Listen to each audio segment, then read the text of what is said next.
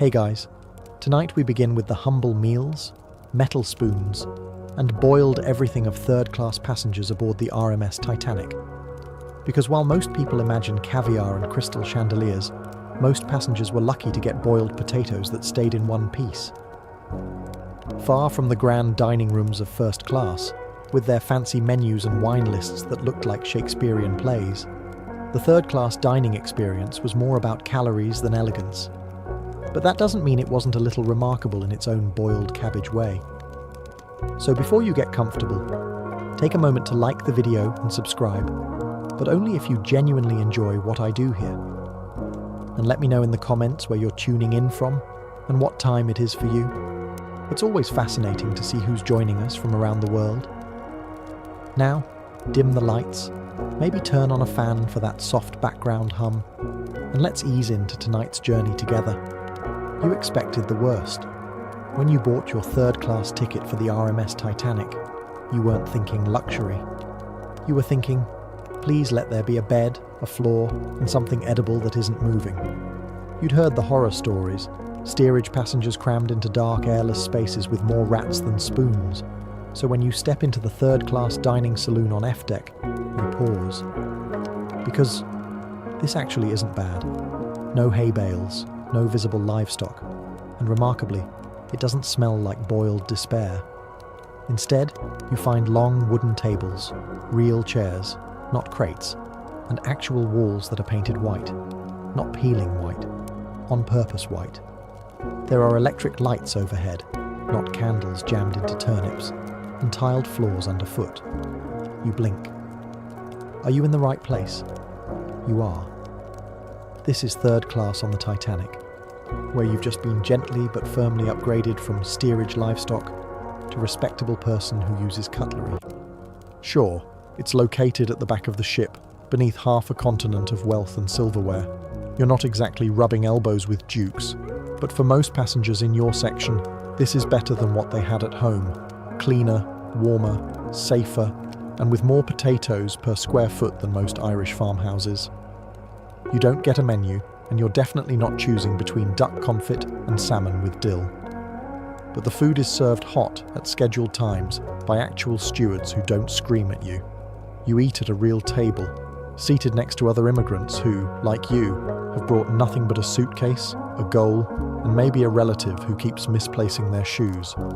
There's no music, no wine, and the bread might be hard enough to defend yourself with. But the overall feeling is something unfamiliar and oddly wonderful. Dignity. For the first time in a long time, you're not treated like luggage with teeth. You're a passenger. You're welcome here. You walk into the third-class dining saloon and immediately think, this is too clean. Something's wrong. Where are the leaks, the buckets, the guy selling turnips out of his coat? But no, you're really here. You step carefully across the tiled floor, half expecting it to give way to dirt or disappointment. It doesn't. It's solid, neatly patterned, and dare you say, respectable? The room is long, stretching down the center of F deck, with row after row of sturdy wooden tables and benches. It feels a bit like a school cafeteria. If the school had 700 students, no blackboard, and everyone brought their own stories and steamer trunks. The tables are bolted to the floor, probably so they don't slide into your lap if the ship tilts. Comforting. Overhead, electric lights glow steadily. Not flickering, not gas-powered. Electric. You'd heard about this sort of thing in newspapers. Places with switches and wires that do things without needing candles, oil, or wizardry. Now here you are, eating beneath them, pretending this is all perfectly normal. And then there are the walls, smooth, painted white, and suspiciously free of mildew. Not a single damp patch in sight. You're starting to wonder if you accidentally wandered into second class. But the lack of napkins and the presence of 14 children yelling in 7 different languages quickly reassures you. The air smells like boiled something, probably potatoes, with a background note of soap. That last part catches you off guard. Soap? In steerage? Someone in White Star Line's design team clearly overachieved. You sit down at a long bench, elbow to elbow with people you've never met and will likely never understand. A Swedish man nods at you. A Sicilian woman blesses the bread. A child with a spoon the size of their arm is already testing the limits of gravity. This isn't luxury, but it is order. Food served on time, in a room with light and space and the faint suggestion of hygiene. You eat together, shoulder to shoulder, not shoved into corners like cargo. And for someone who's crossed countries just for a chance at tomorrow, this dining room, it feels like you've already arrived. If you thought the Titanic's third-class dining room served everyone at once, think again. You quickly learn that eating in steerage is less about mealtime and more about strategy. With over 700 passengers vying for stew and chair space, the only way to make it work is the dining equivalent of traffic control, scheduled shifts. You don't get a printed timetable or a polite chime to guide you. It's more organic, a kind of group instinct, like birds migrating. You see people stand, you hear clinking plates, and someone mutters, "It's our turn." That's your cue. Your shift arrives, you squeeze in, you sit down. You don't ask how long you've got. The answer is less than you'd like. The early diners get everything hot and intact, bread still softish, stew not yet mysteriously congealed. These people move with focus like trained professionals. Their elbows are tucked, their spoons are decisive. It's impressive. Then there's your group, the middle wave. You're the folks who get the lukewarm stew, the chairs that wobble slightly, and the table that smells like regret and carrots. You tell yourself it builds character. And finally, there's the last shift. The stragglers, the stew survivors. These are the folks eating in slow motion, surrounded by crumbs and chaos, sipping tea that might be dishwater in disguise. They arrive hungry and leave philosophical. But regardless of when you sit, there's an understanding. Eat now, chat later. The food is here, the time is short, and someone is probably already eyeing your seat. Conversations, if they happen at all, are brief and functional. Pass the bread. This fork is warm. Is this cabbage? It was. No one complains. Not seriously. Because even with the rushed pacing, the shared cutlery, and the occasional mystery ingredient, this is still a luxury compared to what most third-class passengers are used to. And when your turn ends, you stand, clear your plate, and move aside for the next round, like passing the torch in a relay race powered entirely by potatoes and politeness. You return to your cabin a little fuller, a little faster, and with a new appreciation for how many ways a meal can be boiled. Morning comes early on the Titanic, especially in third class, where light filters in from nowhere in particular, and someone's baby is always already crying. You rise, dress, if you call rubbing yesterday's clothes flat, dressing, and follow the scent of hot carbohydrates toward the dining saloon. Breakfast is served. No bells, no butlers, no dramatic music, just the clatter of dishes and a steward who nods vaguely in your direction, as if to say, yes, it's edible, probably. You take your seat and glance around. The mood is focused. It's too early for conversation, too late to go back to bed, and just the right time to eat something that will sit in your stomach like a loyal pet for the rest of the day. On the table, a generous portion of porridge, which has the consistency of warm wallpaper paste, but considerably more nutritional value. You don't ask what grain it is. No one does. It's hot, and that's what counts. Beside it, slices of bread that were definitely baked sometime this week. They're thick, plain, and slightly heroic in how determined they are not to crumble. A pat of margarine sits nearby, pretending to be butter but fooling no one. Then there's the tea, eternal, reliable, and strong enough to bend a spoon. It arrives in a tin mug, steaming and slightly tannic, with the flavour profile of boiled resolve. It pairs beautifully with the bread, if your goal is hydration and emotional resilience. Some lucky tables get marmalade, a citrusy surprise that tastes like sunshine and sugar collided and were caught in a jar. If your table does get a jar, it's guarded like treasure and rationed like medicine. And despite the lack of variety, the meal is surprisingly satisfying. There's no bacon, no eggs, not even a sad little sausage. but you feel nourished, stable, like your digestive system was just handed a warm blanket and told to get comfortable. This is the kind of breakfast that won't wow your taste buds, but it will keep you upright on a swaying ship with no elevator and too many stairs. By noon, your breakfast has fully settled into your soul, and your body politely suggests it's time for another round of starch-based diplomacy. This is the big one, dinner, which is what lunch was called back then, because Edwardians loved confusing future generations. You shuffle into the dining saloon, part of the second or maybe third shift. Who knows?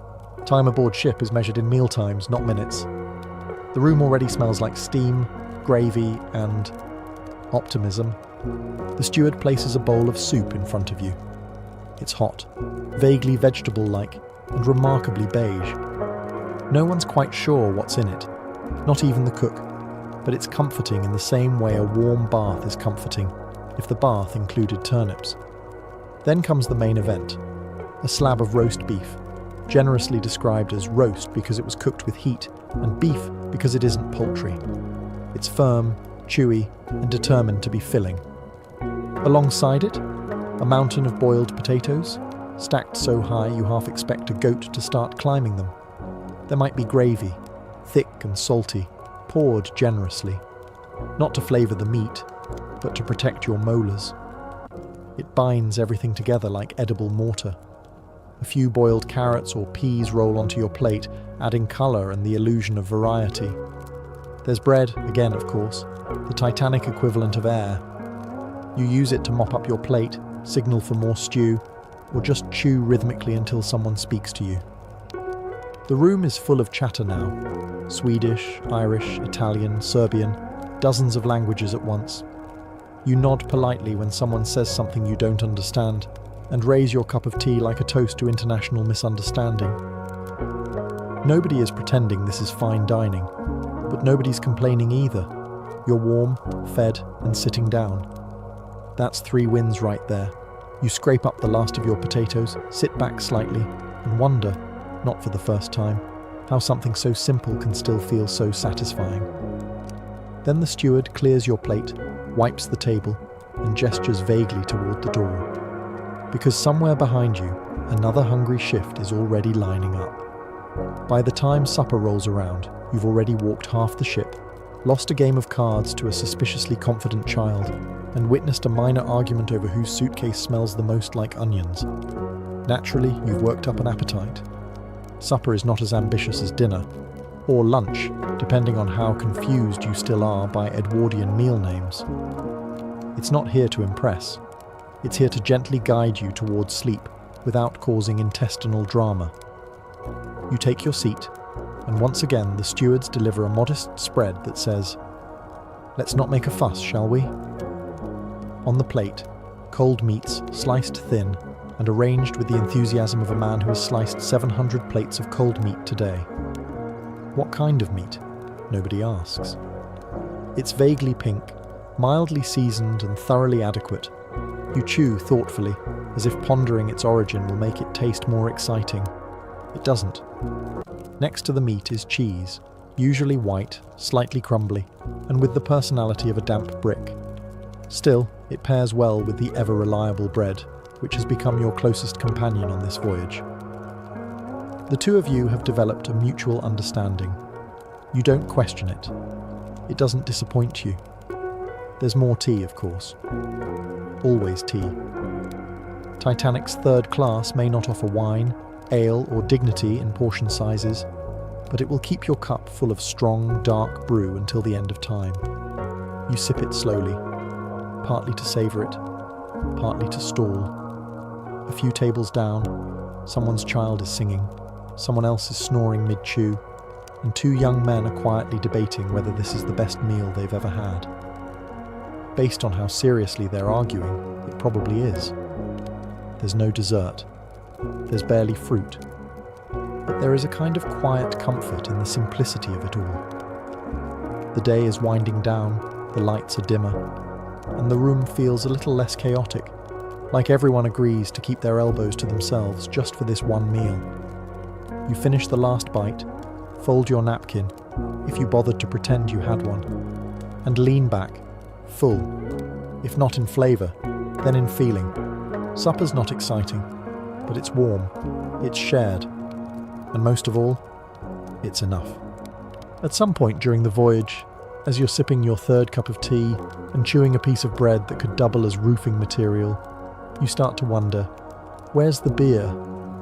After all, it's a celebration. You're crossing the Atlantic. You're off to a new life. You've eaten potatoes 3 times today. If anything deserves a pint, it's this. But here in third class, alcohol is, officially, not served. It's not forbidden exactly, just discouraged, strongly, with policy, which in practice means bring your own or prepare to stay very sober. That said, you start noticing things. A man at the next table has an oddly shaped flask that he guards like it contains sacred relics. A group of young Irishmen keep returning from deck walks, suspiciously cheerful. One Italian fellow claims his tea is spicy, which is either a linguistic misunderstanding or a flask full of confidence. Word around the saloon is that beer can be purchased, technically, at the third-class bar. Yes, there was a bar. It was small, tucked away, and operated under rules so opaque you'd think they were designed by ancient monks. You could try to order something, if you were brave, lucky, and spoke fluent Edwardian bureaucratic mumble. Still, for most passengers, third class was a teetotaler's playground. Meals were served with water or tea, full stop. If you wanted variety, you could stir your tea or imagine it came from a vineyard in France. But in truth, most people didn't miss it. They were saving money, watching their children, or still recovering from whatever rough cider they drank before boarding. You weren't on a booze cruise. You were on a floating lifeboat to opportunity. Besides, when you're surrounded by clattering dishes, 60 different accents, and the constant rumble of engines below deck, the last thing you need is someone trying to do the polka on a bread bench. So, you take another sip of strong, unsweetened tea, give a knowing nod to the man with the mysterious flask, and remind yourself, sobriety has its perks. Like remembering where your bunk is, and not mistaking a lifeboat for an outhouse at 2 a.m. Eventually, you stop asking what's for dinner and start asking how many ways can stew exist. Because aboard the Titanic in third class, stew isn't just a dish, it's a lifestyle. You quickly learn that stew appears at any time, in any meal, with any ingredients, and under any name. Irish stew, meat and vegetable mix, or just hot. It's there, it's always there, and whether it's lunch, supper, or some mysterious in-between snack someone dreamed up during a rough patch of sea, stew is the star of the show. Now, don't get too excited. This isn't a delicate, slow-cooked masterpiece with notes of thyme and bay leaf. No, this stew is practical. It's a dense, boiling solution of meat-like substances, root vegetables, and determination. It tastes mostly of salt, resilience, and the ghost of a turnip. Still, it's not bad. It's warm. It's filling. It has a way of sticking to your ribs, which is another way of saying you'll still feel it tomorrow. And you're oddly grateful for that. Everyone around you treats the stew with respect. You'll see full-grown men staring into their bowls like philosophers, silently considering whether that chunk floating in the broth is mutton, beef, or just particularly muscular parsnip. You learn to eat it quickly, not because it's so delicious you can't wait, but because the temperature is best described as lava-adjacent. If you don't catch it at the right moment, it'll either scald your tongue or solidify into something closer to cement. What's impressive is how the kitchen staff makes so much of it, enough to feed hundreds of passengers daily, all from what must be the world's most heroic cauldron. One imagines a sweating cook, stirring the pot with an oar, muttering encouragement to the carrots. Of course, there are no seconds. This isn't a buffet. You eat what you're given, smile politely, and pretend you didn't just bite into something that might have once been cabbage, or possibly shoe leather. Before your first meal aboard the Titanic, you might have assumed you'd be eating with your hands or possibly a splintered stick someone carved into a spoon. After all, you're in third class. Expectations are low, So it's a pleasant shock when a steward hands you actual cutlery, not gold-plated, not engraved with a family crest, but clean, metal, functional, and most importantly, matching. You briefly consider framing it. You receive a fork, a spoon, and on special occasions, a knife that has clearly been sharpened on a rock at some point in the last century. Still, it cuts, mostly. Eventually. Your plates are white enamel, durable, and slightly chipped, like they've seen some things but don't want to talk about it. They clink gently as they're laid out, announcing to everyone that dinner is officially serious business. And then there's the mug, a thick ceramic or tin cup with no handle and no apology. It holds tea, water, or whatever slightly suspicious liquid appears next. It is also, unofficially, a hand warmer, a percussion instrument, and, when necessary, a weapon of light intimidation.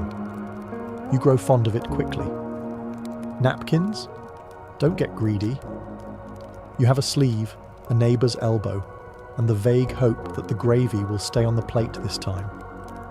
The tables themselves are bolted to the floor, presumably to prevent any Titanic-style dinner slide during choppy seas. The benches are long, communal, and just wide enough to sit without ever quite relaxing. You learn to balance, lean, and brace yourself with the core strength of a circus performer. Eating, as it turns out, is a full-body sport. Despite the simplicity, there's something almost noble in how these tools are used. You, your fellow passengers, and a spoon that once served 12 different nationalities, all sharing space, all chasing stew across a plate. And when the meal ends, you don't toss your cutlery in a bin. You place it neatly, because this is the Titanic, and even in third class, there are standards, sort of. You rise from the table, still chewing slightly, and glance at your spoon one last time before it's cleared away. At some point, probably mid-chew of your fourth boiled potato of the voyage, you find yourself wondering, who's actually making all this food? Because it's not just you, it's hundreds of passengers eating 3 meals a day, plus tea, bread, and whatever that stew was pretending to be. That's not just cooking, that's a logistical miracle. The answer lies deep in the belly of the ship, where the third-class galley is tucked away like a secret you're not meant to know about. You'll never see it, unless you sneak down there, which, let's be honest, you're probably too full and too polite to attempt. Down in the galley, an army of cooks and assistants labour with military precision and the stamina of caffeinated badgers. They're not celebrity chefs.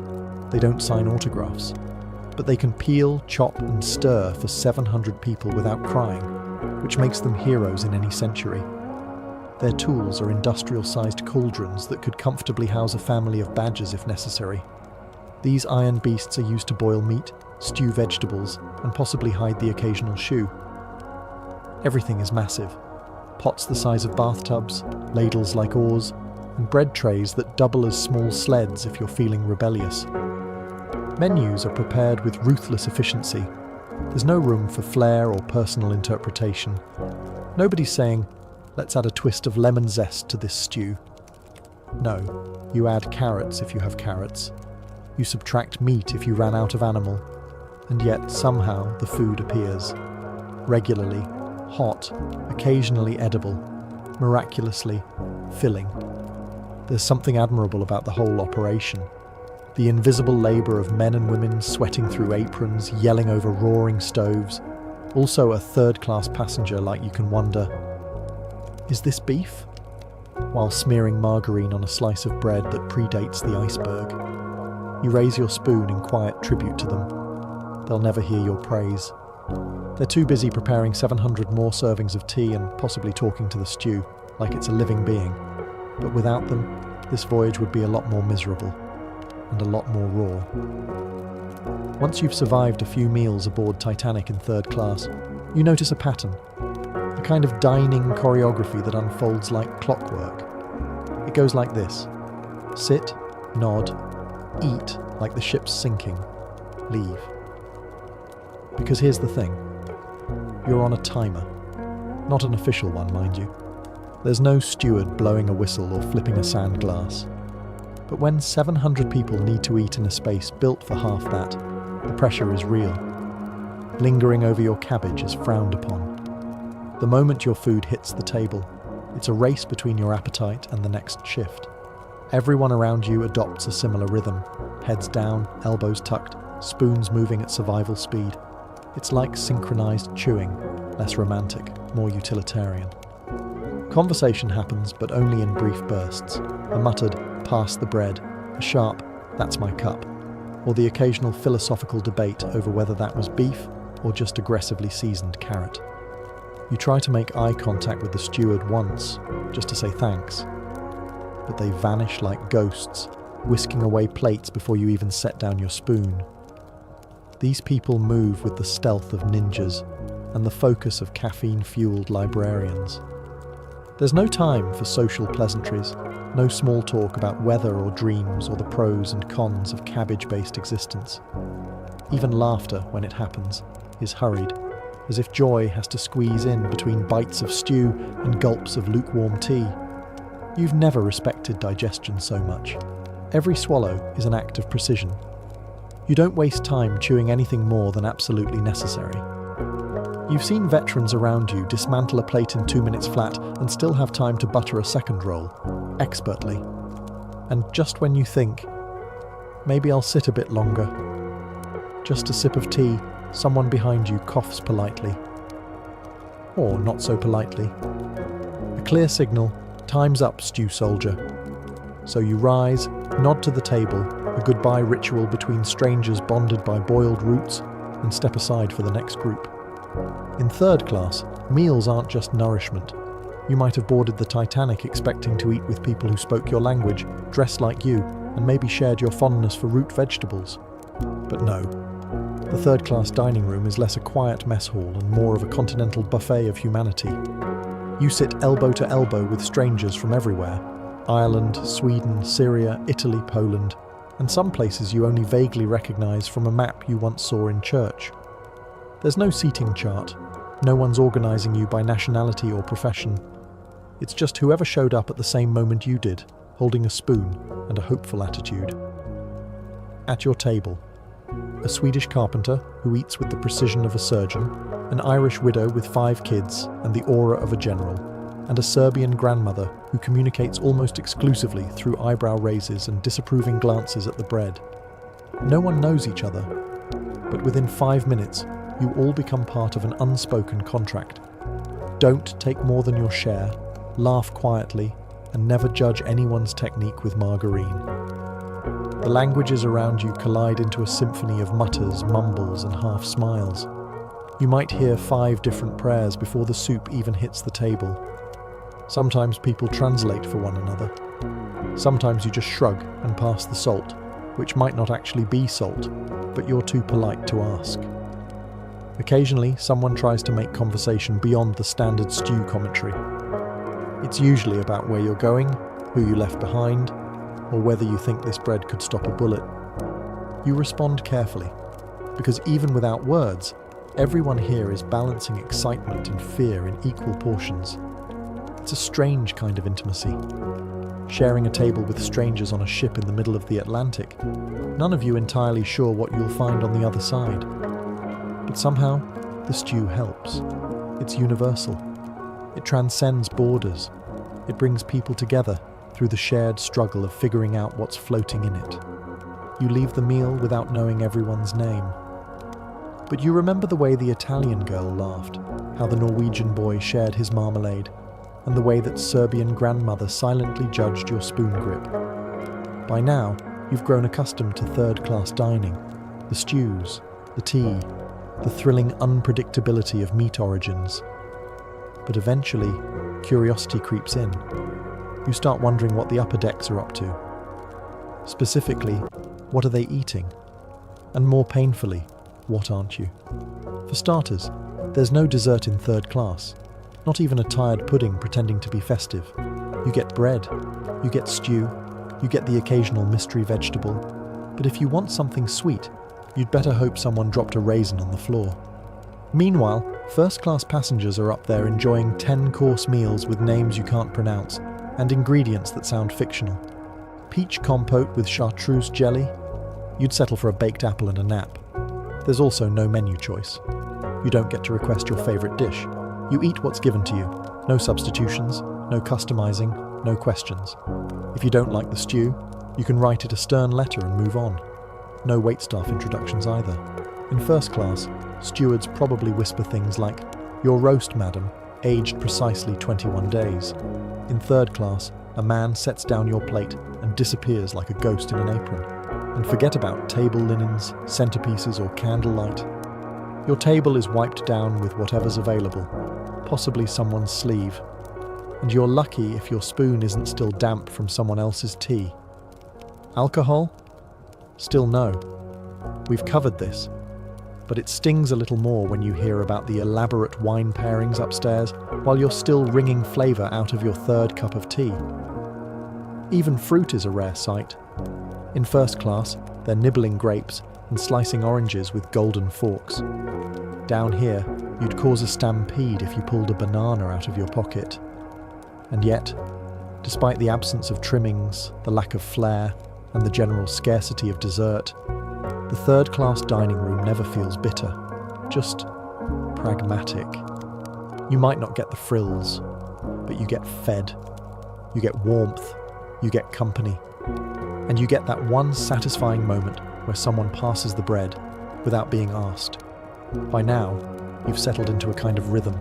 Wake, eat, avoid stampedes of children, repeat. The meals may be simple, but they arrive on time, and they keep your stomach quiet, mostly. And then comes Sunday, April 14th. You don't know it yet, but this will be the last supper ever served in Titanic's third-class saloon. Dinner that evening is, on paper, unremarkable. More stew, more boiled potatoes, maybe a bit of roast pork if the kitchen staff were feeling fancy. You notice the bread is a little fresher, or maybe it's just your imagination trying to inject sentiment into a dinner roll. People eat as usual, hungrily, efficiently, quietly. There's laughter in the air.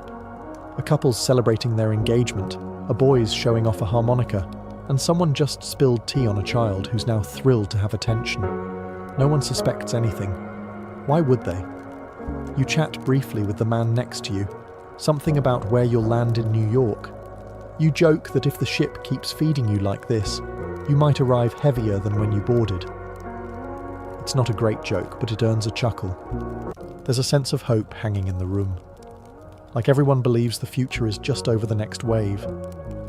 You see parents calming babies, young men trading dreams, older folks quietly staring into their mugs like they're reading omens in the tea leaves. You finish your meal, the last chunk of meat, the last sip of tea, and rise, same as always.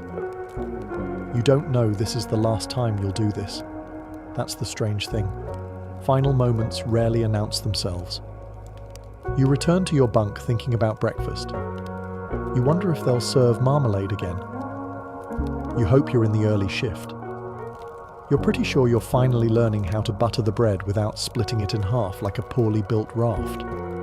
Outside, the ship steams forward into the North Atlantic night.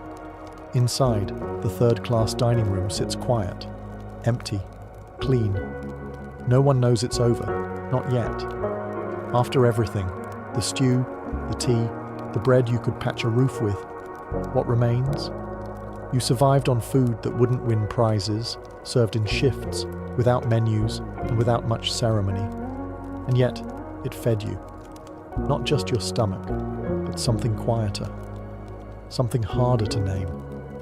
When news of the sinking spread, the world's attention naturally turned to the grand staircase, the gilded dining rooms, the orchestra playing as the ship went down. Understandably dramatic. But somewhere below all that, on F deck, in a plain white-walled room with tiled floors and benches bolted to the ground, there were stories too. Third-class passengers weren't sipping champagne. They were clutching bread rolls, wrapping coats around sleeping children, and wondering how anyone could drown in something as big and modern as Titanic. Some would later recall the dining room as the last place they sat in peace, the last place they felt hopeful, the last place where everything was still ordinary. Of course, much of it was lost. Tables, benches, pots the size of bathtubs, all swallowed by the sea. The menus were never printed, the soup recipes never published, and no one took photographs of your spoon. History rarely asks what the humble were eating, but if you listen, you can still hear it. Not just the clang of cutlery, but the clatter of languages, the bubbling of stew, the quiet thanks before meals. You hear mothers cutting bread into equal parts, fathers pretending to like cabbage, children licking tin cups and laughing at nothing. That dining room was never fancy. It didn't try to be. It was functional, warm, and maybe a little too enthusiastic about potatoes. But it was also shared, enduring, and human. In a ship divided by class, it was a rare space where community bloomed without linen, wine lists, or orchestras. And though it sits at the bottom of the Atlantic now, somewhere under a century's worth of water and myth, that room and those meals mattered. In 53 BCE, one of the greatest mysteries of Roman military history began with a disaster. Marcus Licinius Crassus, Rome's wealthiest man and a member of the first triumvirate alongside Julius Caesar and Pompey, led 7 legions eastward into Parthian territory. His goal was simple: to gain military glory and secure Roman dominance in the east. But instead, he marched into catastrophe. At the Battle of Carrhae, near the edge of modern-day Turkey, Crassus found himself face to face with the Parthian Empire, masters of desert warfare and horse archery. Despite commanding roughly 40,000 Roman troops, Crassus had underestimated his enemy. The Parthians, led by General Surena, brought only about 10,000 cavalry, but their mobility and relentless volleys of arrows proved devastating. Roman formations, built for close-quarter combat and set-piece battles, were helpless in the open plains. Over 2 days, the Parthians encircled and decimated the Roman forces. Crassus's son Publius died early in the battle, surrounded and overwhelmed. Crassus himself was lured into a peace negotiation and executed, his head allegedly used in a Parthian theatrical performance as a prop. By the end, some 20,000 Romans were dead, but another 10,000 or more were missing. Not dead, not recovered, simply vanished. And it is here, in the aftermath of Carrhae, that the mystery begins. Contemporary Roman sources suggest that thousands of Roman soldiers were captured and taken deep into Parthian territory, likely used as labour or soldiers along the empire's eastern frontier. But what happened to them after that? For centuries, no one could say. Then, many years later, Chinese records would surface, mentioning strange, foreign troops with unusual fighting formations. Troops who fought in a style not known to any Asian army of the time. Could these missing Romans have made it even farther east, into Central Asia or even China itself? The idea sounds like historical fantasy, but the silence surrounding these vanished soldiers has only deepened the intrigue. They were not ordinary prisoners. They were trained legionaries, disciplined, skilled, and valuable. And in the ancient world, such men were often reused rather than wasted. Thus began the legend of the lost Roman legion. And as strange clues began to emerge from ancient Chinese texts and Central Asian towns, historians started to wonder, had Roman soldiers truly made it to the Far East? Or was it all myth built on the bones of a battlefield? After the catastrophic defeat at Carrhae, the Parthians were left with thousands of Roman captives, possibly as many as 10,000 men. These were not auxiliary forces or raw recruits. They were seasoned legionaries, the backbone of the Roman military machine. And while Rome mourned its dead and seethed with rage, the Parthians saw opportunity.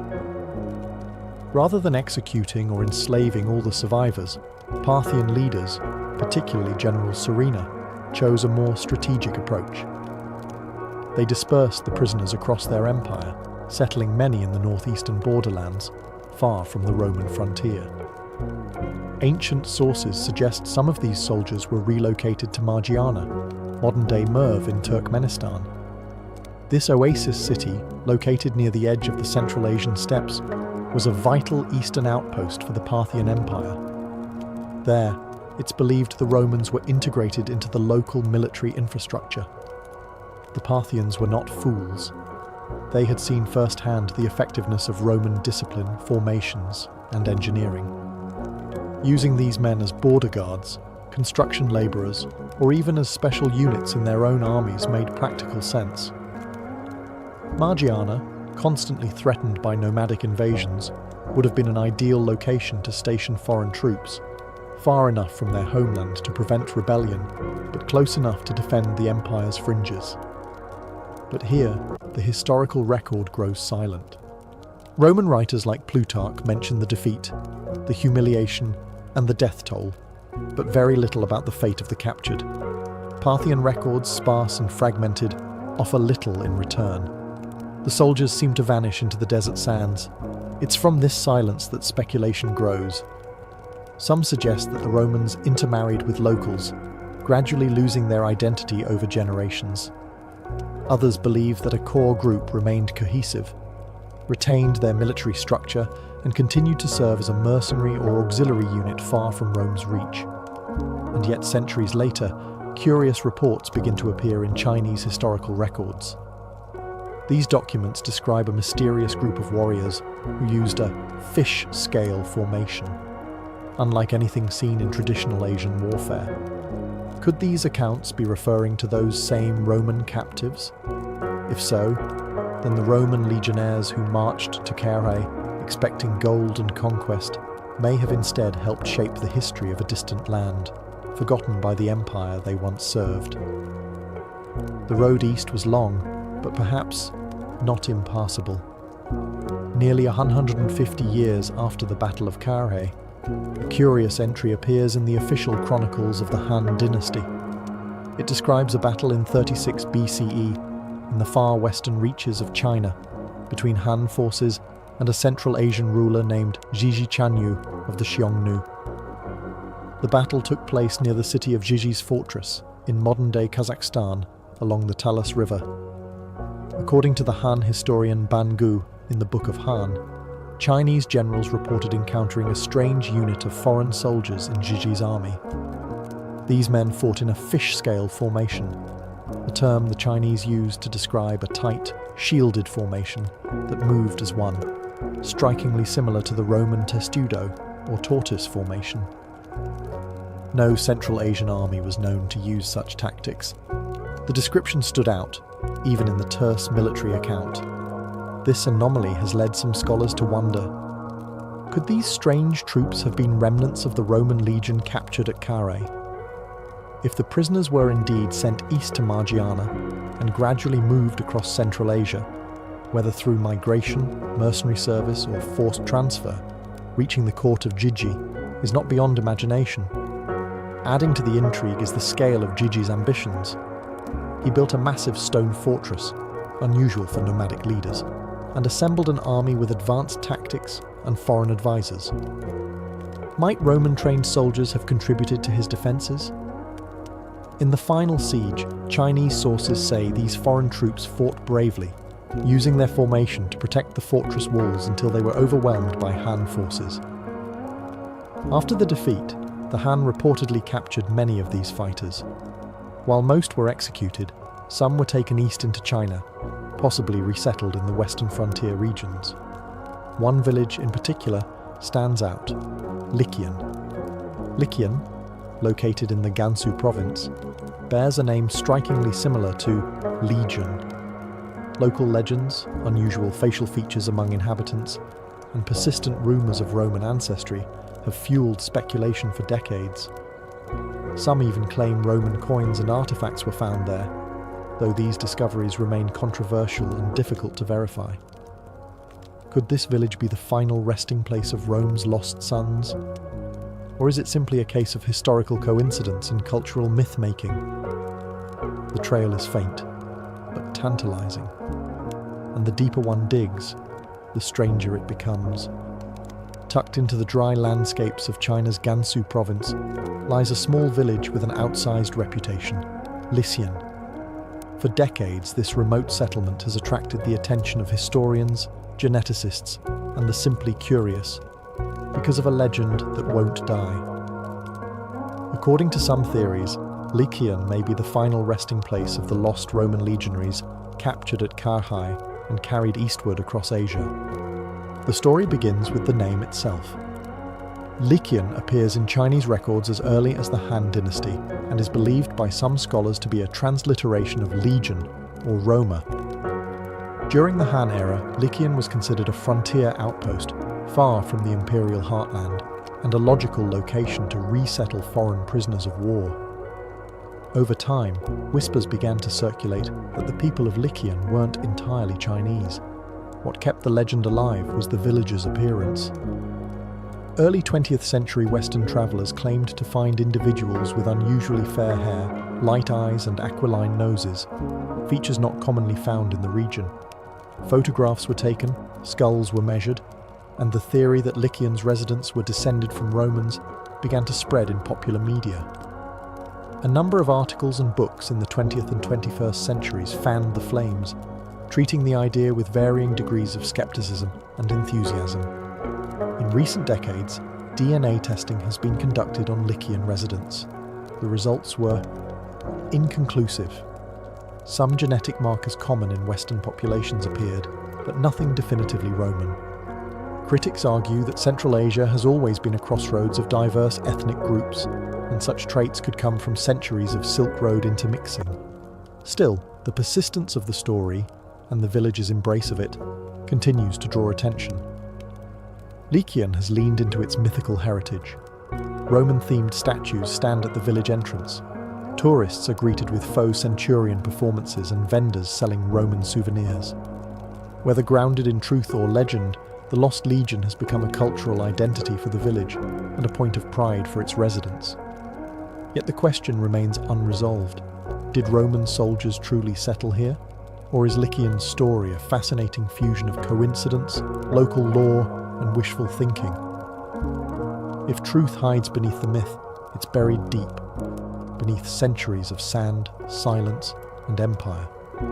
But one thing is certain, the journey of the Lost Legion did not end at Carrhae, and Lycian may be the last whisper of Rome in the east. As the legend of Lycian gained international attention, the natural next step was science. Could DNA evidence prove or disprove the tale of Roman descendants in China? In the early 2000s, Chinese geneticists, working in collaboration with international researchers, collected blood samples from several villages in Lycian, aiming to analyze their genetic ancestry. The results sparked headlines, controversy, and more questions than answers. The initial studies claimed that about 56% of the sampled villages had genetic markers more commonly found in European populations than in East Asian ones.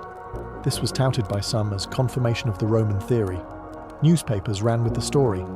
Headlines suggested that the mystery of the Lost Legion had finally been solved, and television crews descended on the village to capture what seemed like living proof of ancient Roman wanderers in China. But the scientific community was quick to caution against jumping to conclusions. Geneticists pointed out that the markers found in Lycian villages weren't uniquely Roman, or even uniquely European. Central Asia has been a melting pot for millennia, with people moving east and west across the Silk Road long before and long after the Battle of Carrhae. Traders, mercenaries, nomads, and migrants could have brought those genes into the population at any point. Furthermore, later peer-reviewed studies failed to replicate the initial results. More comprehensive DNA testing showed that the villagers of Lycian were genetically consistent with nearby Han Chinese populations. The so-called European traits could easily be explained by regional variation or centuries of intermixing with Central Asian peoples who carried a similar appearance. Still, the idea refused to die. Some argued that even if genetic proof remained elusive, the cultural, linguistic, and historical breadcrumbs couldn't be ignored. Others insisted that the romantic appeal of the story had outpaced the evidence. The scientific consensus leans towards skepticism, but the absence of definitive disproof keeps the door open, if only slightly. Ultimately, genetics offered no smoking gun. It neither confirmed nor definitively refuted the legend of Roman legionaries in China. But it did highlight something deeper: how stories endure not just through bloodlines, but through belief. And belief, it seems, is harder to silence than science. The quest for answers continues, not just in Lycian, but in the broader historical and archaeological record. Perhaps the key to this mystery lies not in genes, but in ruins, records, and roads half buried in dust. While the genetic evidence remains inconclusive, many historians and archaeologists have turned to a different kind of proof: artifacts. Could physical remains, coins, weapons, fortifications, or burial sites support the theory of a Roman presence deep in Asia? The search has taken scholars across Central Asia and Western China, yet the trail remains tantalizingly faint. In and around the region of Lycian, a number of Roman-style artifacts have reportedly been found over the decades, most notably coins, fragments of armor, and even tools resembling Roman construction implements. Some local museums and tourism boards have claimed these items as proof of Roman roots, adding fuel to the legend. But in almost every case, experts have urged caution. Many of these artifacts either lack verified provenance, are inconsistent with known Roman designs, or could easily have arrived via trade. Roman coins, for example, have been found across Central Asia, including in areas like Afghanistan, Uzbekistan, and Western China. But their presence doesn't necessarily imply settlement. The Silk Road was a vast commercial artery, and Roman goods were traded thousands of miles from the empire's borders. A Roman coin in a Chinese grave might be no more significant than a Chinese tea bowl in a Viking burial. Curious, but not proof of migration. One of the most intriguing but unconfirmed leads is the possibility of Roman-style fortifications in the Talas River region, where the Han army clashed with Jiji Chanyu in 36 BCE. Some researchers have speculated that the stone-walled fortress described in Chinese sources might have been built with Roman assistance, given its unusual construction for nomadic groups. Yet no excavation has revealed explicitly Roman architectural techniques or inscriptions. A major obstacle in confirming the legend archaeologically is the lack of inscriptions or written records. The Romans were prolific record keepers, yet no Latin writing has ever been found in these supposed eastern outposts. Without inscriptions, it becomes exceedingly difficult to tie any structure or object directly to a Roman legion. In the end, the archaeological silence is both frustrating and fascinating. It leaves just enough room for doubt, and just enough for hope. Because in history, absence of evidence is not always evidence of absence. And perhaps, in some forgotten valley, beneath untouched earth, the story of Rome in the East still waits to be unearthed. To understand whether a Roman legion could truly have reached China, one must first consider the nature of the Roman Empire and its relationship with the East. Rome was expansive, but its reach had limits. The empire stretched from the misty shores of Britannia to the deserts of Syria, but beyond Parthia lay a world Rome knew only through whispers, the mysterious land of Serica, China. The Romans were aware of China, though they knew it only vaguely. Trade flowed along the Silk Road, bringing silk, spices, jade, and other goods westward. Roman elites treasured Chinese silk, though they believed it to grow on trees or be combed from the leaves of unknown plants. The Chinese, likewise, knew of a distant empire to the west called Da Qin, which scholars now agree referred to Rome. However, contact between the two civilizations was sporadic and indirect. Merchants, intermediaries, and translators carried goods and rumors across deserts and mountains, but no official envoy from Rome ever reached the Chinese imperial court. The closest known attempt came in 166 CE, when a delegation claiming to represent Andun, thought to be the Roman Emperor Marcus Aurelius, arrived in China. Yet scholars suspect the envoys were merchants seeking prestige. So, if formal contact between the empires barely occurred, how likely is it that a group of Roman soldiers ended up in China? The idea isn't entirely implausible. The Silk Road was not just a trade route, it was a corridor of movement, where soldiers, mercenaries, and displaced peoples sometimes found new homes. The Parthians had both motive and means to redeploy Roman captives to their eastern frontiers. And local rulers, like Zhijichanyu, often recruited foreign soldiers to strengthen their armies. It's also worth noting that Rome did garrison troops in distant and inhospitable places, sometimes for decades. Soldiers in frontier regions were accustomed to cultural blending, intermarriage, and adapting to local customs. A legion fragmented by war, stripped of command, and absorbed into another culture could plausibly survive, evolve, and be forgotten. Still, it remains a leap, from likely dispersal in Parthia to military service in Central Asia to settlement in China. The silence of Roman historians on such a migration is deafening, and yet the very possibility speaks to Rome's legacy, not merely as a political power, but as a human story that stretched far beyond its maps. And if such a story did occur, its final chapter may not be about Rome or China at all, but about how myth and memory entwine. The legend of the lost Roman legion in the East endures, not because of overwhelming evidence, but because it occupies that tantalizing space between what is known and what might be true. It's a story of possibility, one that appeals to historians, romantics, and adventurers alike. The very idea of Roman soldiers settling in a far-off land, building new lives under foreign skies, is irresistible. For centuries, empires have been built on conquest, but remembered through legend. And the tale of the lost legion has all the right ingredients: a dramatic defeat, a vanishing army, ancient records hinting at strange foreign troops, and a distant village whose residents seem just different enough to stir the imagination. The fact that no hard proof has ever emerged only adds to its mystique. Every gap in the historical record becomes an invitation for speculation. But myth is not without value. Even if no Roman soldiers ever set foot in Lycian, the story reveals how cultures construct identity through narrative. For the villagers of Lycian, the Roman connection, however speculative, has become part of their heritage. It has shaped local tourism, scholarship, and even personal pride. Likewise, for Romans past and modern readers today, the idea that a Roman military thread might have been woven into the fabric of China challenges our understanding of what Rome was. It's also a story about the nature of memory, how wars are remembered, how the defeated are forgotten, and how the human instinct to explain the unexplainable turns silence into legend. That 10,000 trained Roman soldiers could disappear entirely is hard to accept. So we imagine that they didn't vanish, they transformed. They marched not westward in retreat, but eastward into destiny.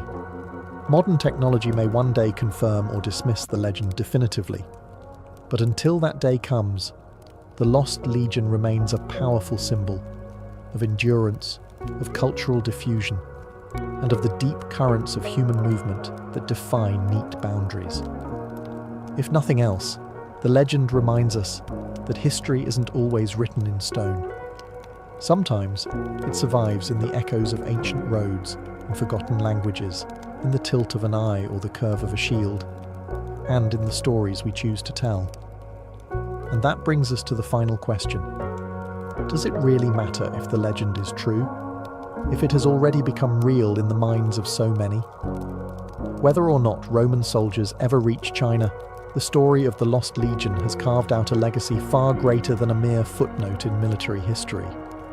It has sparked decades of inquiry, redefined the boundaries of cross-cultural contact in the ancient world, and shown how a single event, Carhae, can echo across continents and centuries. At its heart, this legend is not just about missing soldiers. It's about the limits of empire, the resilience of people, and the strange places where cultures intersect. Rome, for all its roads and conquests, was never isolated, nor was China. The Silk Road stitched together far-flung worlds, not only through goods, but through ideas, languages, beliefs, and yes, people. Soldiers, merchants, diplomats, and captives crisscrossed Eurasia in ways historians are still uncovering. The story also forces us to reconsider the shape of historical memory. Ancient sources rarely follow up on the fate of common soldiers, especially after a defeat. But that doesn't mean their stories ended at the last recorded battle. Many were absorbed into new worlds, leaving no record behind. Yet some of them, through custom, tradition, or genetic footprint, may have helped shape the cultures they were absorbed into. The legend of the Lost Legion isn't merely a historical riddle. It's a metaphor. It reflects how empires rise and fall, but people adapt. How trained fighters can become farmers, fathers, or foreigners. How the Roman eagle, carried to the ends of the earth, might not have returned to Rome, but might have taken root elsewhere. In Lycian, truth and myth have fused.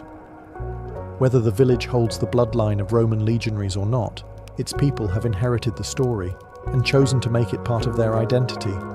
And in doing so, they've become a living example of history's most enduring lesson, that the past isn't static. It evolves, reshaped by every generation that tells its story anew. So maybe the Lost Legion never built a fortress in China. Maybe it never adopted the testudo beneath Han banners. Maybe it simply vanished. But the mystery lives on, not in ruins or DNA, but in the quiet belief that history is full of roads not taken, or simply not yet found. And perhaps, somewhere beneath ancient soil, the bones of Rome still wait. Long before the names of Socrates or Confucius echoed through history, a woman in ancient Mesopotamia carved her place into the foundation of human intellectual heritage. Her name was Enheduanna, and she is widely considered the first known author in world history, man or woman. She lived around 2300 BCE in the city of Ur, in what is now southern Iraq. More than a religious figure, she was a priestess, poet, political thinker, and scholar who shaped the spiritual and intellectual life of her civilization. Enheduanna was the daughter of Sargon of Akkad, the ruler who united the Sumerian and Akkadian city-states into one of the world's first empires. Appointed as the high priestess of the moon, god Nana in the city of Ur, Enheduanna wielded immense influence in both religious and political spheres. But it was her voice, preserved in clay tablets, that ensured her place in intellectual history. She wrote a series of temple hymns and theological poems, including the famous Exaltation of Inanna, which not only praised the goddess of love and war, but also spoke to Enheduanna's personal devotion, struggles, and insights. Her writings are rich with metaphor, structure, and emotion. They reflect a mind capable of merging theology with statecraft, poetry with power. Enheduanna wasn't writing anonymously. She signed her works declaring, "I, Enheduanna, composed this." That act of claiming authorship was revolutionary. It asserted a woman's voice in a domain dominated by kings, scribes, and priests. Her compositions weren't passive rituals, they were frameworks of ideology. They helped standardize worship across Sumer and Akkad, subtly supporting her father's political integration of diverse peoples under one empire. Even more remarkably, her work was copied and studied for centuries after her death. Some of her poems survived well into the Babylonian period, used in scribal schools as models of literary excellence. Her language, a blend of Sumerian and Akkadian traditions, was itself an intellectual bridge. Enheduanna was not an exception. She was the first in a long, often hidden line of women who shaped philosophy, medicine, and art long before their names were widely remembered. And though clay tablets weather with time, her voice, etched in cuneiform, remains a declaration. Women have always been thinkers, builders, and architects of thought. In ancient Egypt, women were not only respected as mothers, wives, and priestesses, they were also practitioners of science, especially in the realm of medicine. Among the most notable was Pesishe, often called the first female physician in recorded history. She lived around 2400 BCE, during the 5th dynasty, and her tomb inscriptions describe her as the overseer of women physicians. That title alone is remarkable. It suggests not only that she practiced medicine herself, but that she supervised an entire cadre of female healers. Egyptian medicine was deeply advanced for its time. Physicians had access to detailed anatomical knowledge, partly from the embalming process. They studied disease, injury, fertility, and childbirth. Many medical papyri, like the Kahun gynecological papyrus, indicate that female health was treated as a serious and specialized field. Women treated other women, particularly in matters of pregnancy, birth, and contraception. They used surgical tools, poultices, herbal medicines, and even complex diagnoses based on symptoms and observation. Though Pesachet is the most documented, she likely stood among many learned women. Temples, especially those devoted to goddesses like Hathor or Sekhmet, functioned as centers of healing. Priestesses trained in ritual and herbal medicine often doubled as midwives and healers. These women were not mere assistants. They were scholars in their own right, memorizing long, complex medical texts, often passed down orally or inscribed on scrolls. Education for women in ancient Egypt, especially from elite or priestly families, was not uncommon. Girls learned to read and write hieroglyphics if their status allowed it. And within temple schools, they could rise through ranks, gaining access to sacred and scientific knowledge alike.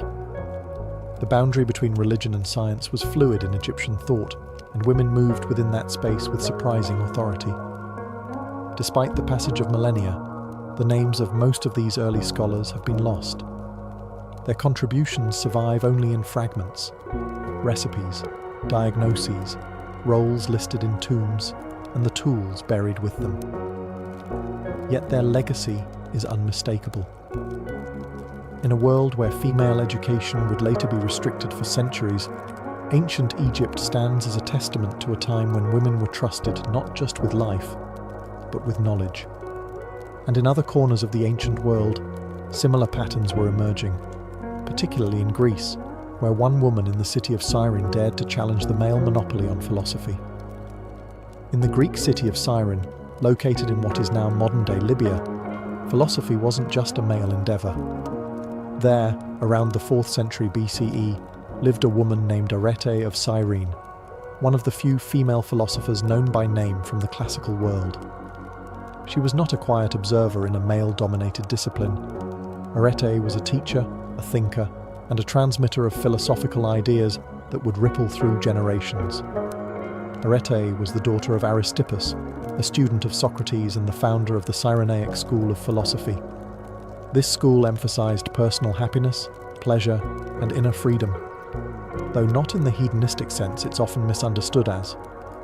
It taught that mental pleasures were superior to physical ones, and that true contentment came from moderation and self-control.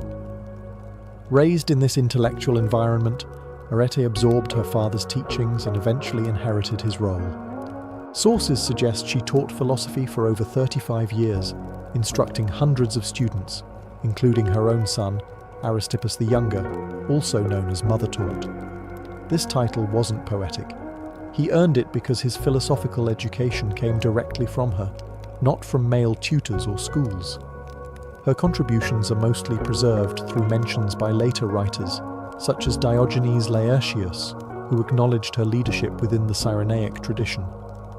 Though no surviving texts are directly attributed to Arete, her influence is evident in the continued development of her father's ideas that emphasized rational ethics, intellectual liberty, and the pursuit of inner peace. These were not trivial lessons in a world dominated by rigid hierarchies and public spectacle. They were tools for resilience and personal sovereignty. In a culture where most women were expected to remain silent and unseen, Arete stood at the head of a philosophical school, guiding male and female minds alike. She challenged the prevailing notion that reason and intellect were male domains. Through her teaching, she proved that women could shape philosophical systems, not just follow them. Arete's story, like many ancient female scholars, survives only in fragments, but those fragments are powerful. They remind us that philosophy has never truly belonged to one gender, and from Cyrene's sunlit courtyards, her voice still echoes, quiet but unbroken, through the annals of thought. In ancient Rome, where public life was dominated by men and political speech was considered a male privilege, one woman dared to take the podium and delivered one of the most legendary orations in Roman history. Her name was Hortensia, daughter of the famed orator Quintus Hortensius Hortalus, and she became a scholar of rhetoric in her own right. But she was more than a student of speech. She was a woman who used her voice to challenge the Roman state itself. The year was 42 BCE. Rome was in political chaos. Julius Caesar was dead, and his successors, Octavian, Antony, and Lepidus, needed funds to wage war against his assassins. To raise money, they proposed taxing the wealthiest Roman citizens. Unusually, this included taxing wealthy women, even though Roman women had no political representation or voting rights. The proposal sparked outrage among Rome's elite women, but only one among them stood before the triumvirs to speak: Hortensia. In the Roman Forum, where few women had ever addressed the public, Hortensia stepped forward and delivered a scathing and logical critique. She argued that if women were not allowed to hold office, serve in the army, or participate in the political process, then they should not be forced to fund a war they had no voice in. Her speech was so compelling, so skillfully argued, that the triumvirs reduced the number of women to be taxed from 400 to 400. Hortensia's rhetorical brilliance was not a moment of inherited genius. It was the result of deep intellectual training.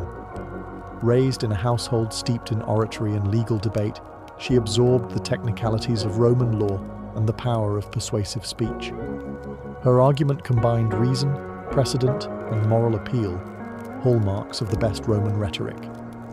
Her speech survives in the writings of Appian, offering a rare glimpse into how women could wield intellect and influence in a rigidly patriarchal society. Though she held no public office, her words shaped policy. And more than that, they challenged Rome's assumptions about who had the right to speak.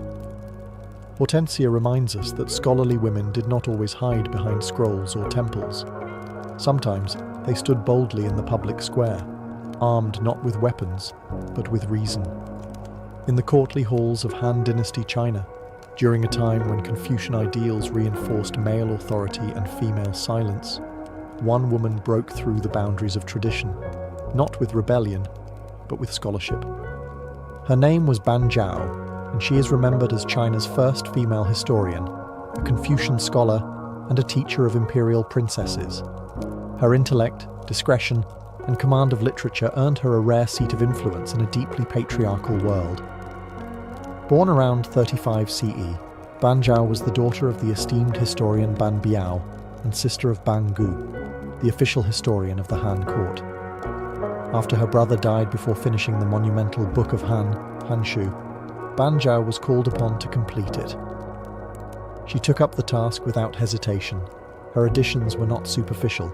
She composed significant sections, particularly on astronomy, ceremonial rites, and biographies of notable women. Her contributions helped finalize a work that became one of the great historical records of Chinese civilization. But Ban Zhao's influence extended beyond history. Her most famous independent work, Lessons for Women, Nujie, became one of the most widely read texts for educating girls in traditional Chinese culture. While it promoted humility, obedience, and deference, aligning with Confucian values, it also advocated for female education. Ban Zhao argued that women should be literate, morally upright, and intellectually prepared for the duties of marriage and motherhood. In her words, if a woman lacked knowledge, how could she manage a household or raise children properly? Modern readers may see contradictions in her work, a woman promoting traditional gender roles while living a life that defied them. But Ban Zhao's genius was in her subtlety. She operated within the system, using accepted values to argue for broader access to learning. Her influence reached into the imperial palace, where she educated empresses and royal daughters. Her voice helped shape the moral framework of dynastic China. Ban Zhao didn't storm the gates of power. She walked through them with scrolls in hand. And in doing so, she opened doors for generations of women in China to pursue knowledge.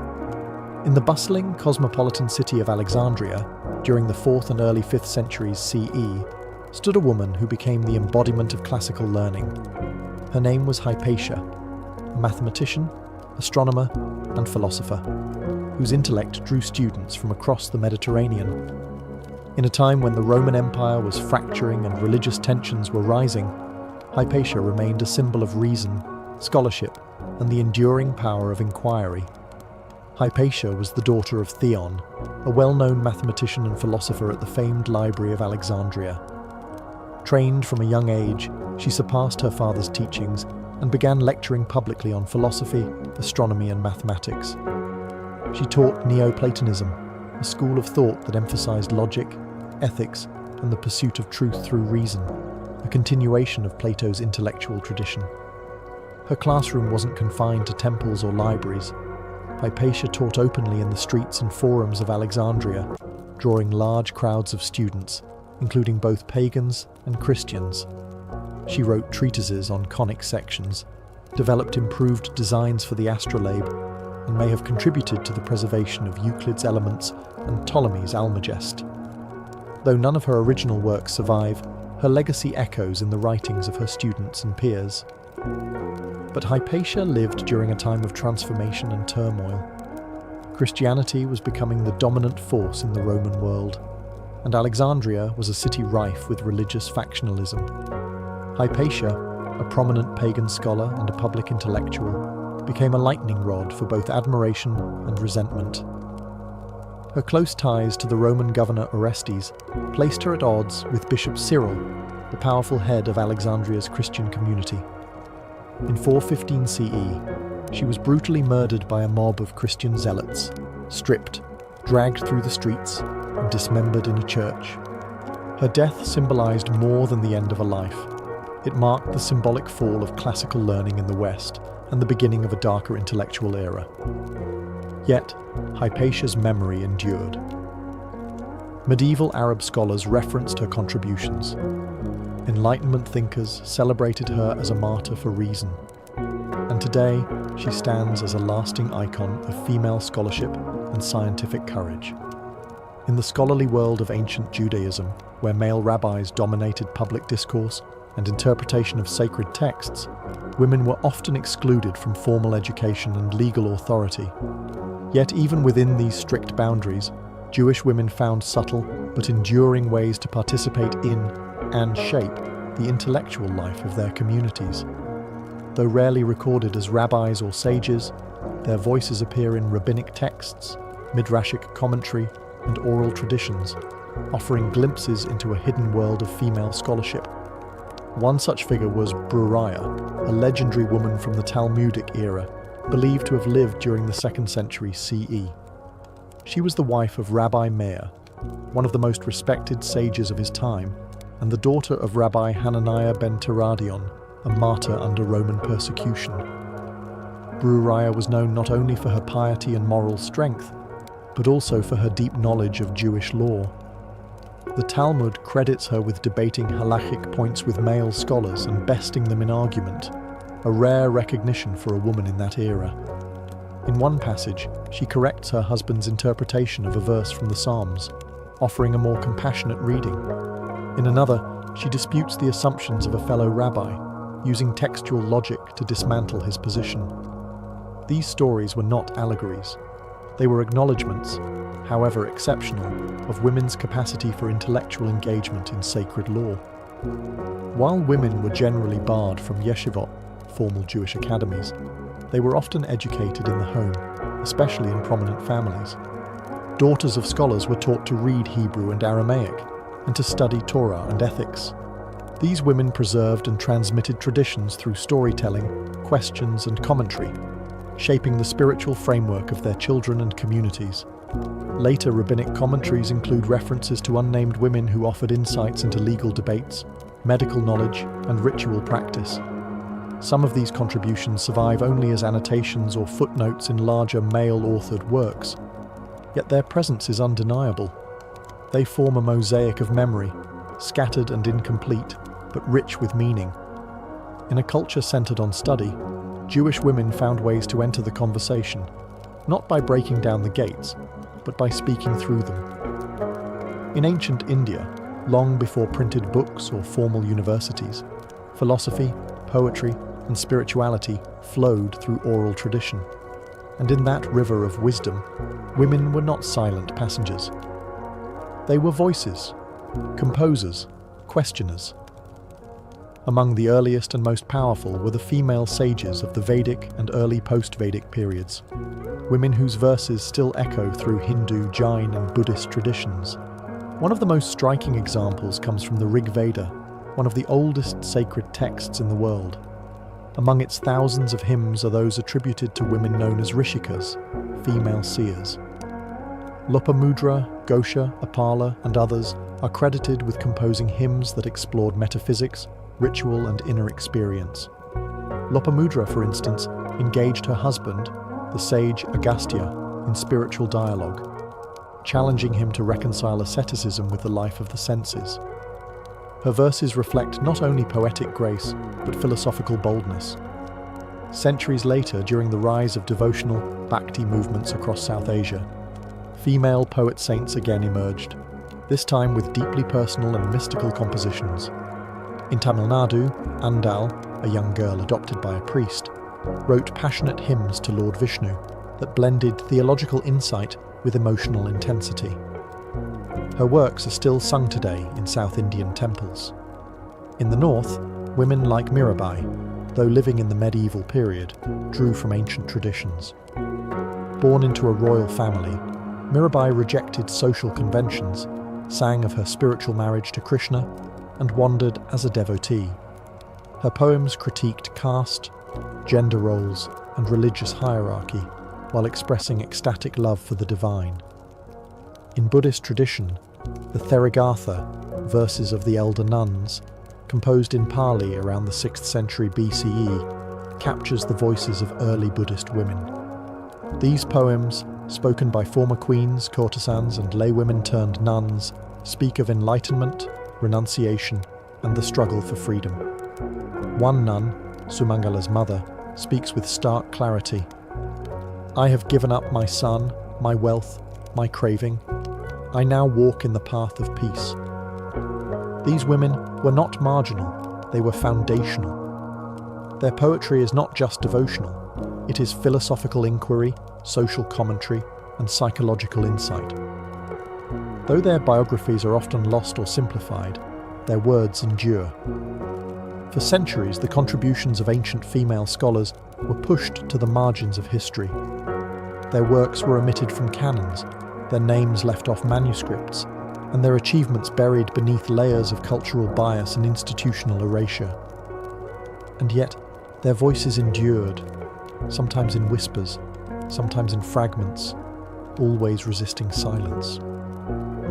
What unites the women we've explored, from Enheduanna in Sumer to Banjao in China, from Hortensia in Rome to the Rishikas of India, is not just that they were rare, it's that they were persistent.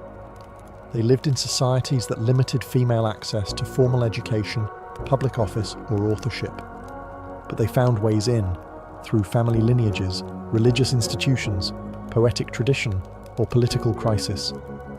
They seized moments of opportunity and carved intellectual legacies with the tools available to them.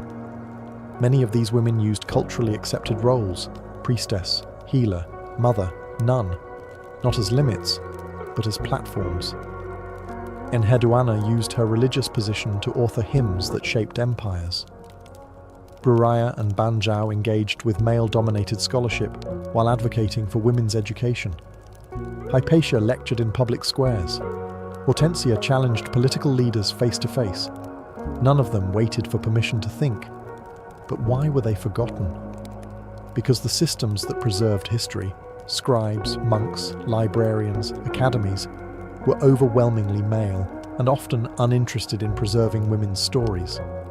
Over time, entire chapters of intellectual history were rewritten, filtered through the assumption that great thought was a male domain. This wasn't just loss, it was erasure. Recovering the lives and work of ancient female scholars isn't about modern identity politics projected onto the past. It's about restoring balance. It's about acknowledging that the foundations of science, philosophy, literature, and spirituality were not built by men alone. Women were always there, observing the stars, writing poetry, debating law, healing the sick, and asking hard questions about life and truth. Their stories change how we understand the past. More importantly, they challenge who gets to shape the future. Because every time we unearth a forgotten scholar, we rewrite what knowledge means and who it belongs to. And in doing so, we don't just honor their legacy, we extend it. In 1948, deep in the permafrost of the Altai Mountains, Soviet archaeologists uncovered something that would change everything we thought we knew about ancient tattooing. It wasn't just a skeleton or a few trinkets. What they found was a mummified body, perfectly preserved in ice for over 2,400 years. This was the famous Pazyryk burial, and it belonged to a Scythian noble. And on his skin, a full canvas of animal tattoos. Mythical beasts danced across his limbs in elegant curls and spirals. Deer with elongated antlers, griffins with fierce claws, and fantastical felines mid-pounce. These weren't doodles or decorative body art. These were sacred symbols of power, identity, and status. In Scythian society, tattoos told stories: who you were, what you'd done, and how high you ranked. This particular man had been buried with elaborate clothing, fine gold jewelry, and a team of sacrificed horses. But even without all that, his tattoos alone would have revealed his elite status. The placement of the ink across his arms, shoulders, and legs suggests a tradition reserved for the nobility and warrior class. You didn't just walk into a Scythian camp and ask for a tiger on your back. These designs were earned. And the technique? Primitive, yes, but remarkably precise. They used bone or bronze needles to pierce the skin, rubbing in soot or crushed charcoal. The pain was intense, but that was part of the point. Enduring the needle was a rite of passage, a mark of toughness. And when you died, those tattoos would journey with you into the afterlife, your spirit cloaked in symbols of honor and strength. Today, the Pazyryk mummies are housed in Russian museums, but their legacy still pulses beneath the skin of tattoo artists and anthropologists alike. These inked warriors remind us that the art of tattooing wasn't born in a modern studio, but on windswept steppes, in icy tombs, and on the skin of ancient kings. And if this is what the Scythians left behind, just wait until you see what the Egyptians did.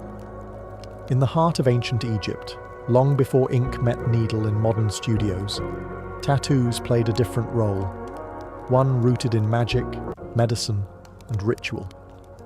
While the tombs and temples of pharaohs dominate most narratives, the quiet marks on women's bodies offer another story, one far more intimate.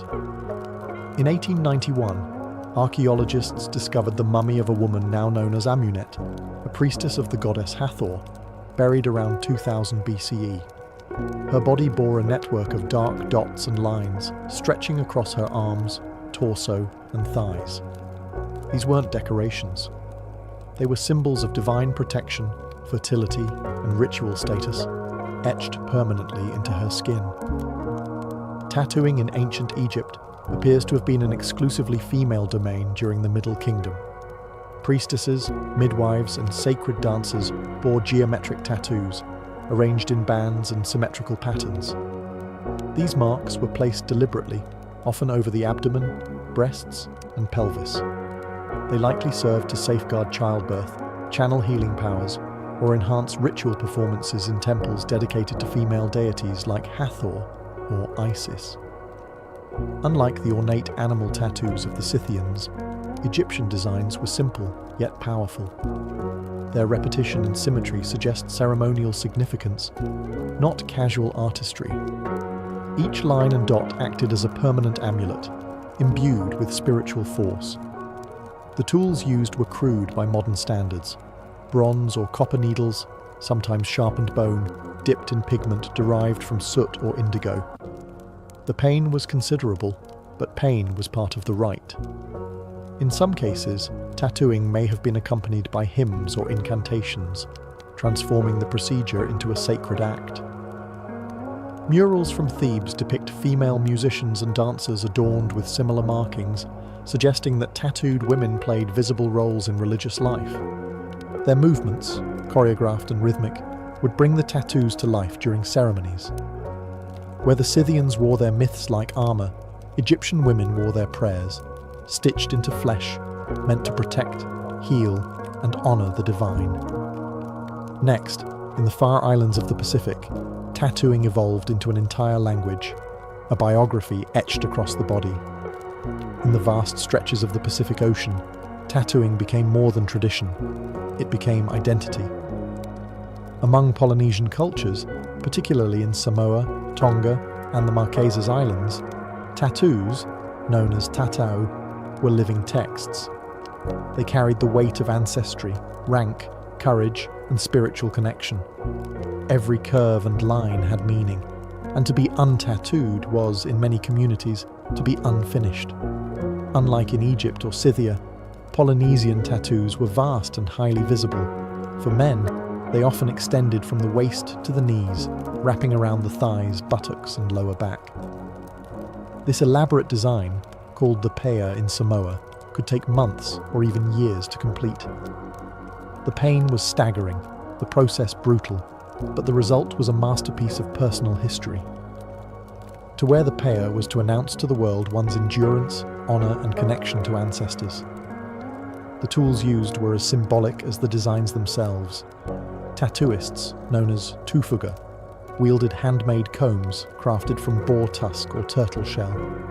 These were dipped into a soot-based pigment and struck with a mallet to drive the ink into the skin.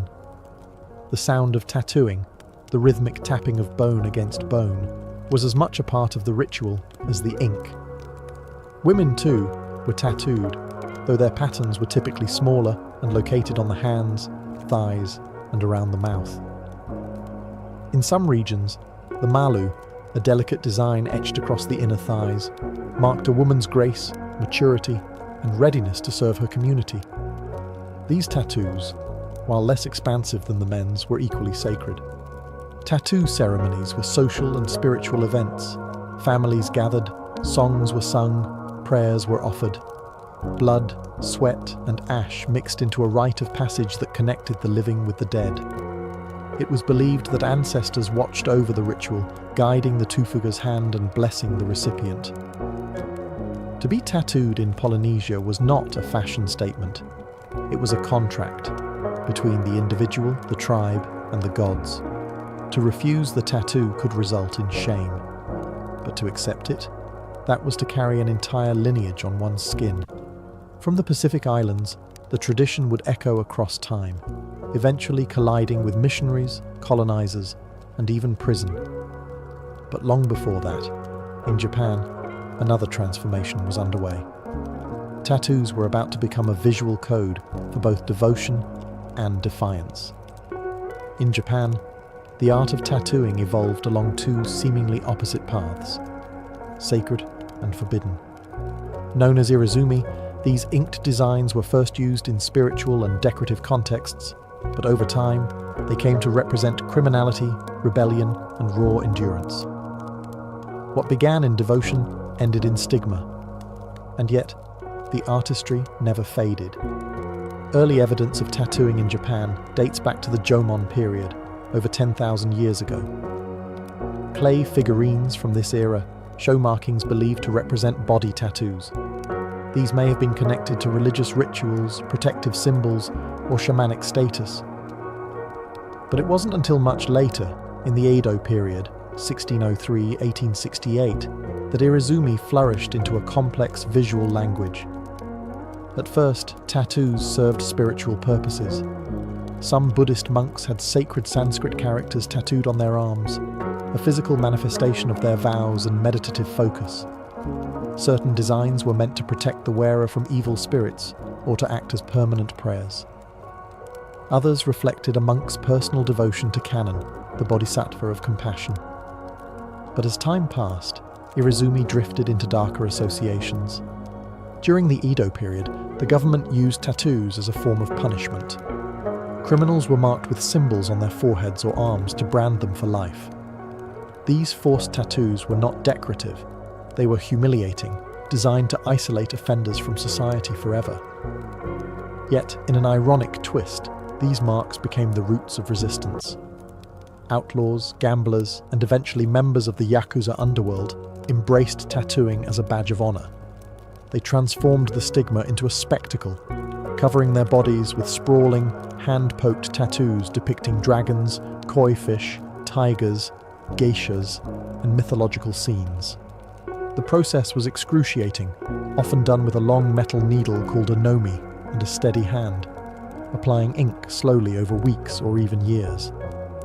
These full-body tattoos, hidden under clothing, became symbols of strength, stoicism, and loyalty. In bathhouses, where clothing was removed, one's inked legacy was revealed, bold, intricate, and deeply personal. Despite being illegal or frowned upon, Irizumi survived as an underground art form. Tattooing in Japan became a mirror of society's contradictions, spiritual yet defiant, sacred yet criminal. A monk might bear ink to honor enlightenment, a gangster to honor his code. And while Japan's ink danced between light and shadow, across the ocean, the indigenous peoples of the Americas were carving ink into bone to honor family, territory, and the spirit world. Long before Columbus set foot in the New World, the indigenous peoples of the Americas had already developed rich, diverse traditions of tattooing, each deeply tied to land, lineage, and the sacred. From the Arctic tundra to the jungles of Central America, body ink served as a living record of one's heritage, achievements, and spiritual standing. Among the Inuit of the Arctic, tattooing was often a female rite. Women wore fine, dark lines across their faces, on the chin, cheeks, and forehead, etched using a method both primitive and precise. Threads were dipped in soot and pulled under the skin with bone needles. These facial tattoos were more than adornments. They marked a woman's readiness for marriage, her connection to the spirit world, and her ability to endure pain. Some even believed the tattoos guided souls into the afterlife. Further south, in the forests and plains of North America, many tribes, such as the Sioux, Osage, and Haudenosaunee, used tattoos to signal rank, bravery, and tribal affiliation. A warrior might receive a tattoo for acts of courage in battle, each design representing a specific feat or kill.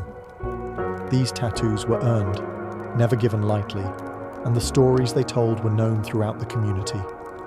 The process often involved sharp tools made from obsidian or fishbone, with pigment derived from charcoal or ground minerals. Tattooing ceremonies were communal and sacred.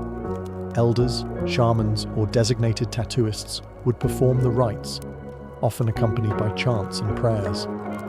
The pain was intense, but it forged resilience and pride.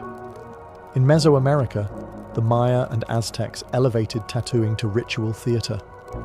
Tattoos were given during religious festivals, honoring gods like Quetzalcoatl or Itzamna. Designs were complex, featuring serpents, celestial bodies, or glyphs, and were placed strategically on the body for magical efficacy. Warriors bore tattoos as marks of sacrifice and status, while priests used them to channel divine energy. Across the Americas, tattooing was never just skin deep. It connected people to their ancestors, their cosmology, and their communities. Each mark was a permanent thread in the tapestry of identity. As colonization swept through the continents, many of these traditions were violently suppressed, but the ink never fully faded. It lived on in secret, in scars, in memory. And thousands of years earlier, across the sea, a mummy buried beneath volcanic ash would leave behind the world's oldest known tattoos, and a mystery still not fully solved. In 1991, two hikers in the Ötztal Alps near the Austria-Italy border stumbled upon what they thought was a frozen mountaineer. What they had actually found was a man frozen in time, over 5,000 years old. He would be named Ötzi, and his body would become one of the most important archaeological discoveries of the 20th century. But beyond his clothing, tools, and mysterious cause of death, Ötzi carried something even more intriguing: tattoos. 61 of them, to be exact. Unlike the decorative or symbolic tattoos found in other ancient cultures, Ötzi's marks were simple: groups of parallel lines and crosses located on his ankles, knees, lower back, and wrists. They weren't placed for aesthetics. Their locations aligned almost perfectly with areas of joint stress or injury, as identified by CT scans and X-rays. This led researchers to believe the tattoos may have served a therapeutic purpose, much like acupuncture. The ink itself was made from soot or ash, applied by making small cuts in the skin and rubbing in the pigment, a method consistent with other early tattooing practices. It's astonishing to think that, 3,300 years before the birth of Christ, people in prehistoric Europe were using ink and blade not just for identity or ritual, but possibly as medicine. Ötzi's tattoos stand as the oldest known preserved tattoos in human history. They offer a rare, direct glimpse into prehistoric life.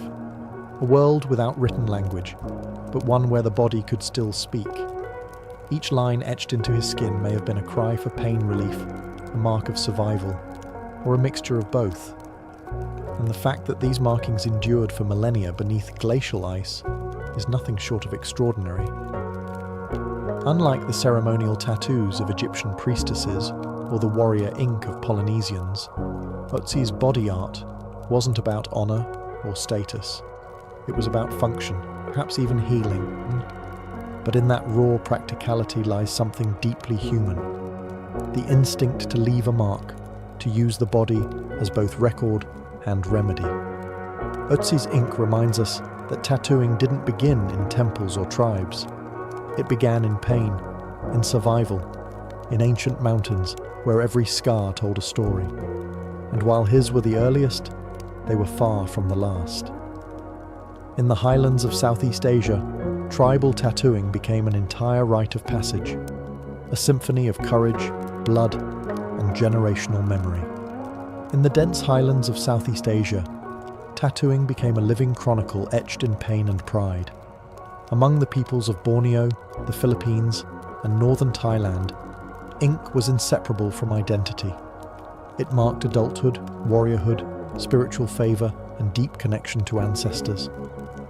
Far from decoration, tattoos were treated as sacred inheritances, each line a testament to belonging, bravery, or balance with the spirit world. In the Kalinga region of the Philippines, the tradition of batok thrived for centuries. This ancient form of tattooing was performed almost exclusively by women known as mambabatok, using a thorn from a calamansi tree or a sharpened citrus spine as the needle and soot or charcoal as pigment. The tattooer would rhythmically tap designs into the skin with a wooden stick. The process was slow and painful, but that pain was part of the rite. For Kalinga warriors, each tattoo marked a successful headhunting expedition. The more ink a man had, the more respect he commanded. These tattoos weren't just worn, they were earned. The chest, arms, and even the face could be covered with intricate geometric patterns, stylized animals, and ancestral motifs. These were not individualistic statements. They were social proof, carried with the weight of tradition and responsibility. Women too bore tattoos, not for warfare, but as rites of beauty, fertility, and readiness for marriage. Their ink represented grace, spiritual cleanliness, and familial lineage. It was common for mothers to pass down patterns and placements to daughters, creating living lines of heritage etched into skin across generations. In Borneo, Dayak tattoo culture expressed similar values. Spirals, rosettes, and animal motifs were not only beautiful, they were guides in the afterlife. It was believed that tattoos glowed in the spirit world, lighting the soul's journey after death. A person without tattoos might become lost in the afterlife, unable to find their ancestors. As in many cultures, colonization and missionary influence nearly extinguished these traditions. Tattoos were deemed pagan, primitive, or shameful. But elders in remote villages continued their craft in secret, preserving what they could. Today, there is a revival. Descendants of tattooed warriors and priestesses are reclaiming batok, not as fashion, but as legacy. The old patterns are re-emerging, proving that while ink can fade from skin, it rarely fades from memory. Across the sweeping deserts and rocky highlands of North Africa, the Amazi, commonly known as the Berbers, developed a tattoo tradition unlike any other. In this fiercely independent matrilineal culture, tattoos were not hidden away on shoulders or thighs. They were worn boldly on the face, etched between the eyes, across the cheeks, or beneath the chin. Each mark was a sentence in a language older than writing, a story passed from mother to daughter, generation after generation. Berber tattoos, known as tishboot, served many purposes. At the most basic level, they were aesthetic, believed to enhance a woman's beauty or express her maturity. But on a deeper level, they were spiritual and protective. A small cross tattooed between the brows, for instance, was said to guard against the evil eye. Lines extending from the chin could signal a woman's marital status, tribal origin, or spiritual devotion. For Berber women, the act of tattooing was also a rite of endurance and agency. The tools were simple: a sharpened thorn or needle, dipped into a blend of soot, indigo, or even powdered herbs. The skin was pricked and rubbed repeatedly until the pigment set, often accompanied by songs, laughter, or prayers. This was not just a cosmetic experience, it was communal and sacred. Some motifs carried deeply personal meanings. A triangle might represent fertility or a connection to the goddess Tanit, a pre-Islamic deity associated with life and protection. Dots, stars, and crescents reflected celestial beliefs or ancestral spirits. In many villages, a tattooed face was considered a map of a woman's soul. But these traditions came under threat. With the spread of Islam across North Africa, tattooing began to clash with religious doctrine. Many Muslim scholars considered permanent body modification to be haram or forbidden. As a result, the practice slowly declined. What once marked a woman's honor became viewed by some as a sign of backwardness. Yet in remote mountain regions, elder women still bear these marks with quiet pride, living testaments to a time when stories were carved into skin instead of written on paper. Anthropologists and descendants alike are now racing to document this fading legacy before it disappears entirely. And finally, as the needle traces its path through centuries and continents, one question remains. How did tattooing transform from a sacred rite into a modern subculture? That answer lies in the global collision of colonization, criminalization, and cultural revival. As the 20th century unfolded, the ancient art of tattooing found itself caught in a whirlwind of colonization, stigma, and reinvention. What was once sacred, communal, and symbolic became, in many parts of the world, misunderstood or vilified. Colonizing powers, particularly from Europe, viewed indigenous tattoo traditions through a lens of superiority and religious judgment. Across continents, from Africa to Polynesia, from the Americas to Southeast Asia, traditional tattooing was suppressed, outlawed, or labeled as barbaric. Missionaries condemned it as heathen. Governments banned it as a mark of criminality or social deviance. In Japan, the Meiji government made tattooing illegal in the late 1800s, fearing it would embarrass the country on the world stage. In the Philippines, tattooed warriors were forced to hide their heritage beneath Western clothes.